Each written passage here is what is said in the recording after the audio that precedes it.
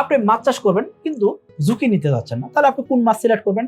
আপনি এখানে ঝুঁকিহীনভাবে মাছ চাষ করতে চাইলে আমি আপনাকে বলবো 3টা মাছ চাষ করার জন্য। এই 3 প্রজাতির যে কোনো একটা মাছ চাষ করলে আপনি ঝুঁকিহীনভাবে মাছ চাষ করতে পারবেন। 1 নম্বর মাছ কি? 1 নম্বর মাছ হলো কার্প জাতীয় মাছ। এই মাছ চাষের ঝুঁকি কম, কারণ কি এই মাছ আমরা জানি যে রোগ ব্যাধি কম হয় এবং কি কম খরচে উৎপাদন করা যায়। সো আপনি এই মাছগুলো চাষ করতে চাইলে ইনভেস্টমেন্ট কম দিয়ে এবং কি লম্বা সময় লাগবে, ঠিক আছে, 8 মাস 10 মাস বা 12 মাস সময় লাগবে, ঠিক আছে, কিন্তু দেখা যাচ্ছে এই মাছের ঝুঁকি কমে আপনি মাছ চাষ করতে পারবেন। আপনি রিস্ক ফ্রি ভাবে মাছ চাষ করতে চাইলে আপনি কার্প জাতীয় মাছ চাষ করতে পারেন। এখন এই কার্প জাতীয় মাছ বলতে আমরা আবার কি মাছ বোঝাচ্ছি?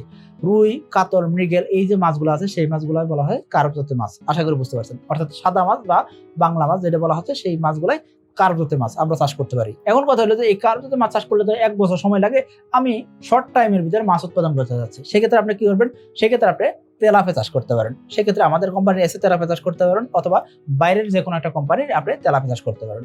এই তেলাপিয়া অবশ্যই মনোসেক্স তেলাপিয়া হতে হবে, তাহলে আপনার মাছ চাষের ঝুঁকি অনেকটা কমে যাবে। কারণ কি যদি মনোসেক্স তেলাপিয়া না হয় সেক্ষেত্রে পুকুরে মাছ বাচ্চা দিয়ে পুকুর ভরায় ফেলতে পারে, আপনার লোকসানে পড়তে পারেন। এই জন্য প্রথম শব্দটা হলো মনোসেক্স তেলাপিয়া হতে হবে, ভালো জাতের ভালো মানের পোনা হতে হবে। তারপর আপনি কি করবেন? 1 মাস নার্সারি করে 3 মাস চাষ করবেন, 4 মাসের ভিতরে মাছ বিক্রি করবেন। প্রতি 4 মাস অন্তর অন্তর আপনি মাছ বিক্রি করতে চাইলে এবং ঝুঁকিহীনভাবে মাছ চাষ করতে চাইলে, সহজে মাছ চাষ করতে চাইলে আপনি তেলাপিয়া সিলেক্ট করতে পারেন। তবে যদি লোকাল জায়গা থেকে পোনা সংগ্রহ করে যে মাছ চাষে আসেন সেক্ষেত্রে মাছ খাবার খাবে ঠিকই, তেমন একটা গ্রোথ পাবেন না, তখন লোকসানে পড়তে পারেন। এই জন্য বলবো ভালো জাতের পোনা সংগ্রহ করা খুবই জরুরি। 3 নাম্বার যে মাছটা আপনি সিলেক্ট করতে পারেন সেটা কি? আমরা বাড়ির আঙ্গিনায় বাড়ির আশপাশে ছোট পুকুর যদি থাকে সেই সব পুকুরে আমরা দেশি শোল মাছ বা ভিয়েতনাম শোল মাছ চাষ করতে পারি।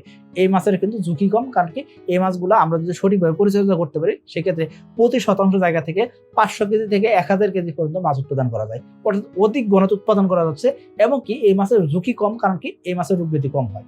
এবং কি আপনি যদি সঠিক পরিচর্যা করতে পারেন সেক্ষেত্রে ছোট একটা পুকুর থেকে খুব ভালো একটা প্রফিট করা যায়। কিন্তু এই যে দেশি শোল বা ভিয়েতনাম শোল চাষ করলে সেক্ষেত্রে দেখবেন কি এই মাছগুলা 1 বছর বা 8 মাস চাষ করতে হয়। এই যে লম্বা সময় চাষ করতে হয়, এই একটা সমস্যা। এছাড়া কিন্তু এই মাছগুলোর রোগ ব্যাধি খুবই কম হয়ে থাকে। আশা করি বুঝতে পারছেন।